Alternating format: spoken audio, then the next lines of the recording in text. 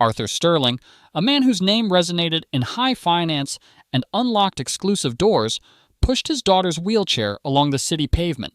Each turn of the small wheels seemed to wear away another layer of his dwindling hope.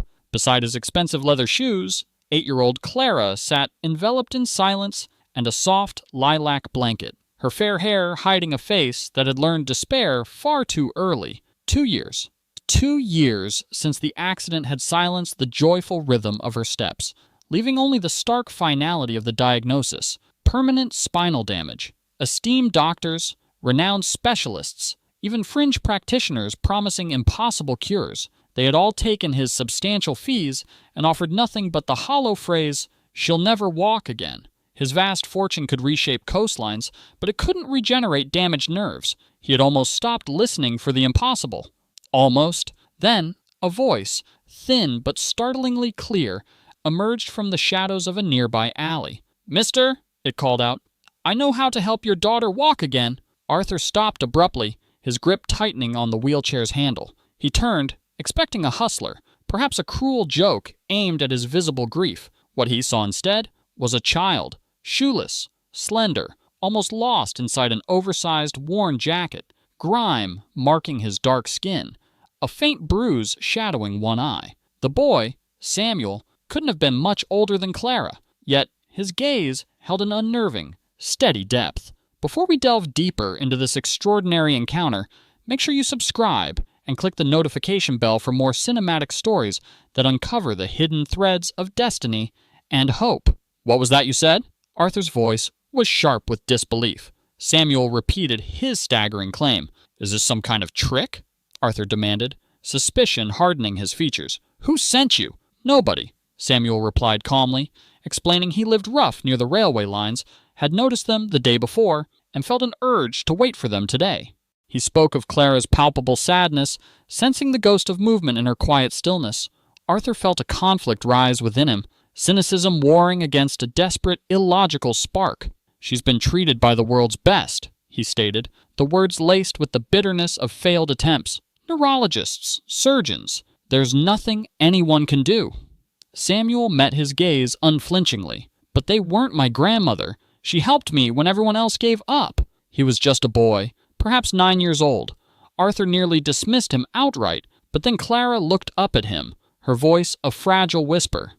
"Please, Papa, can we just see?" That single word, please, heavy with a longing she rarely expressed, pierced Arthur's defenses more effectively than any expert prognosis. He knelt beside her wheelchair, the immense weight of her fragile hope settling on him. "If anything seems wrong, Clara, we leave instantly. Understand?" She nodded, a faint light flickering in her tired eyes. Samuel turned without another word, a silent summons, and began to walk. They followed. The path Samuel took them down was alien to Arthur's meticulously ordered world.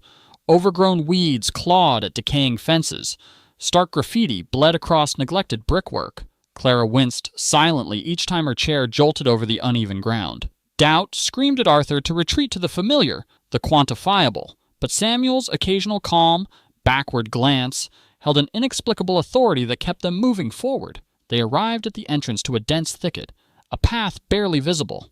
"In here," Samuel indicated. As Arthur paused, wrestling with his apprehension, the boy added with quiet conviction, "She'll be okay. Better than okay." Beyond the tangle of trees, like something plucked from a half-remembered dream, stood a small, weathered cabin constructed from aged timber and draped in moss. An old woman stepped onto the porch. Her long, silver hair was intricately braided, with strands of bark and colorful thread, and her piercing blue eyes seemed both ancient and ageless.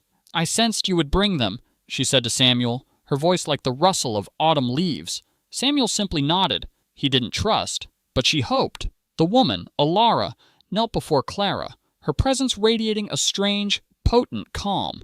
"Child," she asked softly, "may I rest my hands on your knees?" Clara looked to her father. Arthur gave a slow, uncertain nod. Elara placed her hands gently over Clara's legs.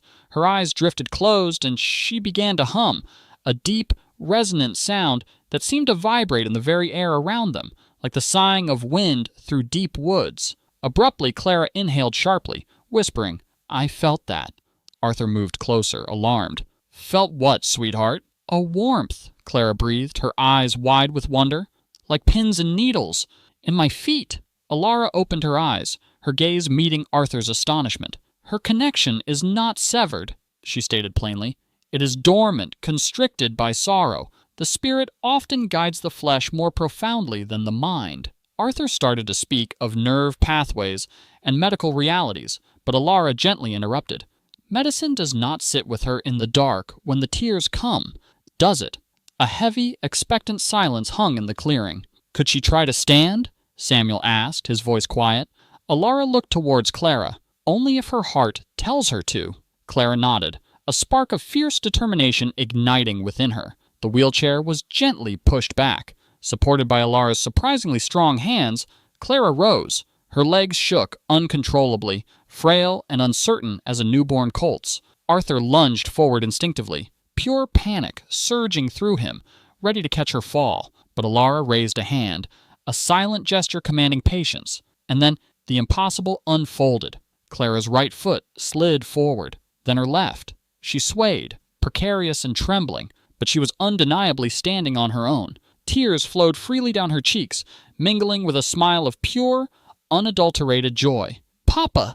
she cried out, her voice choked with emotion. "Papa! I'm standing!" Arthur crumpled to his knees, the solid ground seeming to drop away beneath him. He couldn't draw breath.